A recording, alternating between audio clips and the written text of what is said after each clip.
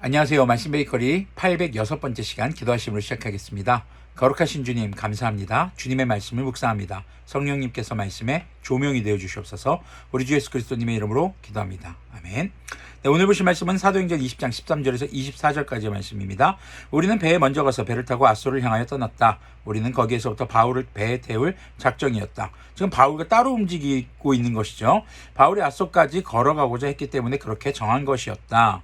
지금 배를 타고 같이 가면 좀 더 시간이 효율적이지 않았을까라는 생각도 해봅니다. 그런데 바울은 그 아소까지 걸어갈 생각을 합니다. 무슨 이유가 있겠죠.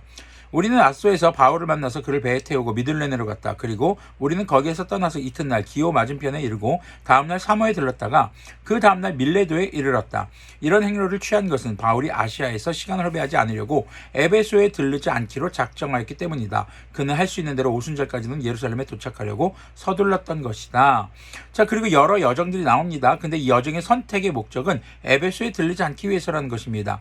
에베소는 바울이 복음을 전하면서 가장 오랫동안 머물렀던 곳이고 사실 가장 애정하는 그런 성도들이 있는 곳이었죠. 그런데 왜 이곳을 들으려고 하지 않았던 것일까?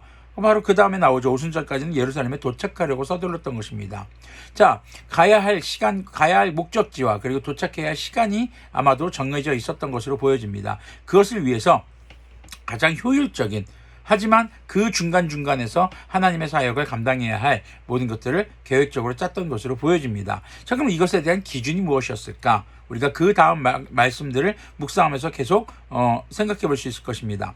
바울이 밀레도에서 에베소로 사람을 보내어 교회 장로들을 불렀다. 장로들이 오니 바울이 그들에게 말하였다. 여러분은 내가 아시아에 발을 들여놓은 첫날부터 여러분과 함께 그 모든 시간을 어떻게 지내왔는지를 잘 아십니다. 나는 겸손과 많은 눈물로 주님을 섬겼습니다. 그러는 가운데 나는 또 유대 사람들의 음모로 내게 덮친 온갖 시련을 겪었습니다. 바울은 지금 에베소 교회의 장로들을 부릅니다. 자신이 에베소로 가면은 좀 더 편했겠지만 지금 가야 할 길과 목적지가 있습니다. 그 과정 가운데서 에베소 사람들을 지나칠 수는 없었던 것이죠.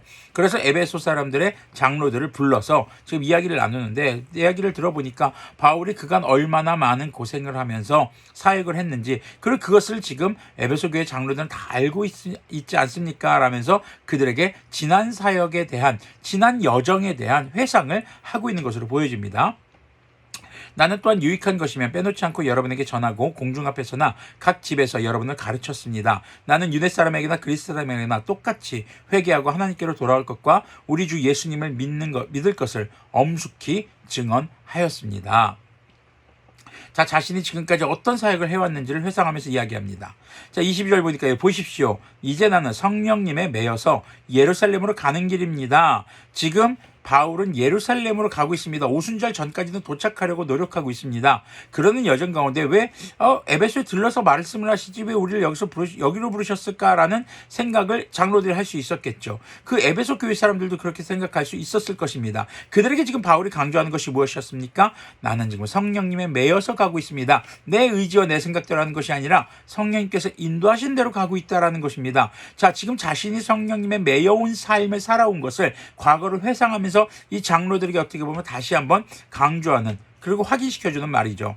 거기서 무슨 일이 내게 닥칠지 나는 모릅니다. 다만 내가 아는 것은 성령님께서 내게 일러주신 것뿐인데 어느 도시에서든지 투옥과 환란이 나를 기다리고 있다는 것입니다. 아, 바울이 지금 성령님께서 가르쳐주신 게 있습니다. 어디를 가든지 감옥에 갇히고 환란이 지금 기다리고 있다는 것이죠.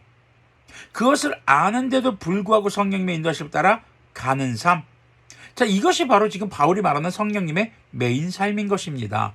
그러나 내가 나의 달려갈 길을 다 달리고 주 예수님께 받은 사명, 곧 하나님의 은혜의 복음을 증언하는 일을 다 하기만 하면 나는 내 목숨이 조금도 아깝지 않습니다. 복음을 전하는 사명을, 주님께서 주신 사명을 다 감당할 수만 있다면 자신의 목숨이 아깝지 않다라는 말을 하고 있는 것이죠. 사람들은요, 누구나 자신의 인생을 겁니다. 우리는 무엇이 더 중요한지를 내 시간을 소비하는 걸 통해서 우리는 알 수 있게 됩니다. 시간과 물질을 어디에 투자하고 있는가? 사실 우리의 시간은요, 점점 죽음이라는 것을 향해서 달려가고 있습니다. 자, 우리에게 가장 중요한 것이 무엇인가? 라는 것을 우리는 무엇을 통해서 알 수 있을까요? 우리의 시간과 물질, 나의 에너지를 어디에 지금 쏟고 있는가? 우리가 그래, 이것은 다음에 하자. 이것은 좀 더 미뤘다 하자. 이것은 내 삶의 우선순위가 되지 않고 있다라는 것입니다. 지금 당장 내가 하고 있는 것, 그것이 내 삶의 인생을 갉아먹고 있고 어떻게 보면 내 시간을 지금 깎아먹고 있어요. 내 인생은 한정되어 있습니다. 나의 에너지도 한정되어 있습니다. 나의 물질도 한정되어 있습니다. 그런데 내가 소비하고 시간과 에너지와 물질을 소비하고 있는 그곳이 우리의 삶의 우선순위거든요. 바울은요, 지금 자신의 삶의 앞에 고난이 기다리고 있다는 것, 감옥에 갇힐 것을 기다리고 있다는 것, 그것이 확실하다는 것을 지금 알고 있습니다. 누가 가르쳐 주셨으니까요? 성령님께서 가르쳐 주셨기 때문이죠. 그럼에도 불구하고 주님께서 맡겨주신 사명을 다하는 것에 있어서 자신의 생명을 아끼지 않는 것, 지금 이것이 바로 하나님의 말씀, 자신에게 주신 주님의 사명이 가장 우선순위로 자리 잡고 있는 바울의 삶의 태도인 것입니다. 우리가 무엇에 매여서 살고 있는지 다시 한번 돌아보기를 소망합니다. 나는 성령님에 매여 있는 삶을 살고 있는가? 아니면 다른 것에 매여 있는 삶을 살고 있는가? 물론 이 말씀이요, 여러분들 하고 있는 직업과 하고 있는 공부와 모든 것을 포기하고 교회만 오시고 그냥 선교활동에만 생명을 거십시오, 이런 것은 아닙니다. 여러분의 삶의 환경에서, 다니는 직장과 생활하는 가정과 다니는 학교, 여러분들 그 삶의 바운더리에서 복음을 전해야 하는 사람들입니다.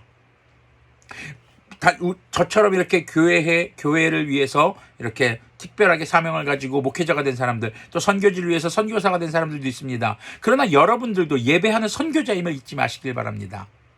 자, 여러분의 삶의 우선순위가 그러면은 성령님에 매여 있는 거, 바로 성령님의 충만한 삶에 있는가, 아니면 다른 것에 있는가? 여러분들이 살아가는 삶의 환경에 그 모든 것의 목적이 무엇에 있는가를 다시 한번 돌이켜보기를 소망합니다. 바울이 온갖 고난이 올 걸 알매도 불구하고 지금 뭐라고 하고 있습니까? 하나님의 은혜의 복음을 증언하는 일을 다하기만 하면 그것이 내 인생의 그것으로만으로 충분합니다 라고 이야기하고 있는 것이죠. 우리는 각자의 삶의 바운더리 속에서 살아가고 있습니다. 그 삶 속에서 우리가 추구하는 목적은 무엇인가? 내가 여가를 즐기는 것, 내 즐거움을 추구하는 것, 물질을 더 많이 버는 것, 이런 것이 삶의 우선순위인가? 이것이 필요 없다는 것이 아닙니다. 이것이 삶의 우선순위인가? 아니면 내 삶을 이렇게 허락해 주신 주님 앞에 내가 예배하는 선교자로서의 삶을 살아가는 것이 우선인가? 이것을 돌아보자는 것이죠. 절대 오해하지 마십시오. 일을 그만두라는 얘기가 아닙니다. 물질이 무가치하다는 것이 아닙니다. 여러분의 휴식이, 여러분의 안식이 나쁘다는 것이 아닙니다. 그것은 우리에게 꼭 필요한 것입니다. 하지만 그 모든 것이 무엇을 목적으로 하고 있는가, 그 우선순위를 놓쳐서는 안 된다는 것입니다. 그렇게 우리가 성령님의 충만한, 성령님에 매여 있는 삶을 살아가는 우리들이 되었으면 좋겠습니다. 기도하겠습니다. 거룩하신 주님, 감사합니다. 주님의 말씀을 따라, 우리가 주님의 인도하심을 따라 성령님의 매인 삶을 살 수 있도록 긍휼을 베풀어 주시옵소서. 우리 주 예수 그리스도님의 이름으로 기도합니다. 아멘. 네, 성령님의 인도하심을 따라 우리 주 예수 그리스도님의 이름으로 회개하고 예배자가 되어 땅끝까지 복음을 전하는, 그렇게 하나님의 마음에 합당한 그런 그리스도인들이 되는 우리들이 되었으면 좋겠습니다.